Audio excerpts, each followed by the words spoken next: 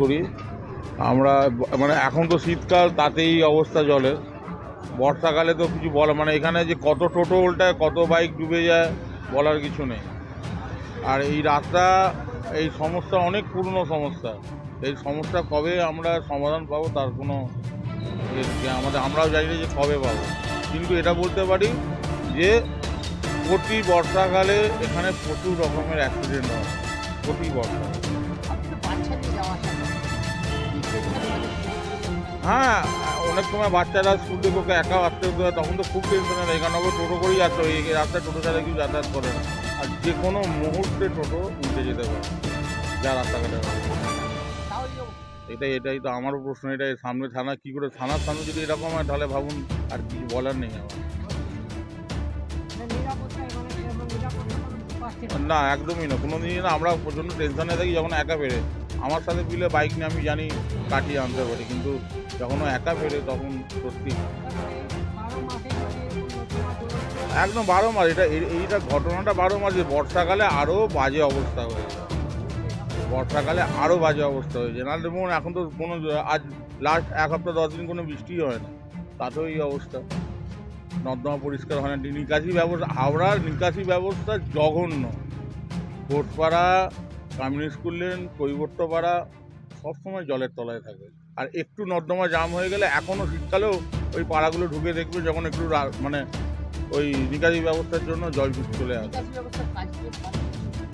একদমই খুশি না। বিশেষ করে আমরা হাওড়া 9 নম্বর, 10 নম্বর, 8 নম্বর, এই যেগুলো ওয়ার্ডগুলো বলছি, এরা বর্ষাকালে সবসময় জলের তলায় থাকে। আর আমরা একদমই খুশি না।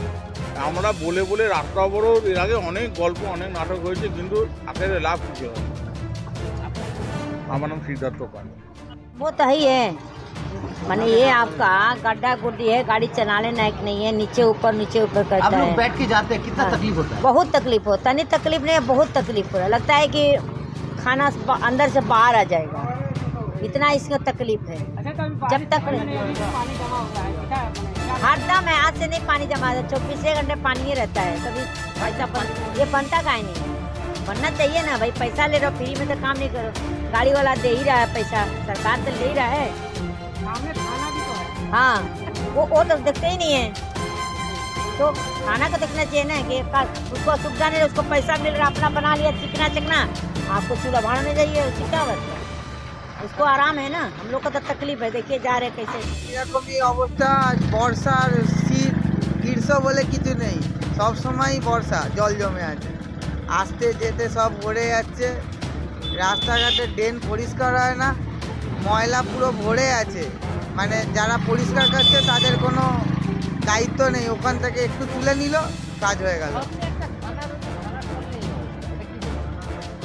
থানা সেটা তো আমি বলতে পারবো না, ওনারা হয়তো দেখছে কি দেখছে না, আমি সে প্রসঙ্গে যাচ্ছি না। কিন্তু প্রশাসনকে এইগুলো দেখা উচিত। রাস্তার এই অবস্থা, সারা বছর একই রকম নোংরা জল ঘেটে ঘেটে আমাদের চলাচল করতে হচ্ছে, এটা প্রশাসনকে দেখা উচিত, এটাই বলবো। কি বলবো বলো, কিছু বলা যাবে না। সামনে থানা আছে, এরকম দেখা যাচ্ছে। দেখো বড় বড় গাড়ি আসছে, বড় বড় অফিসারগুলো আসছে, কিছু লাভ নেই। আর রাস্তা তৈরি কবে করেছিল? যখন বৃষ্টিকাল ছিল তখন। এখন রাস্তা তৈরি করেছে, সন্ধ্যাবেলা বৃষ্টি হয়েছে, সব শেষ, আর কিছু বলা যাবে না। হ্যাঁ, দেখছো তো এখন বৃষ্টি হচ্ছে, নালাটা দেখো না কত বড় রয়েছে। শুধু খেয়ে কাজ নেই, শুধু 2 নম্বরই কামাই করবে। ছাড়ো, আর বলতে পারো।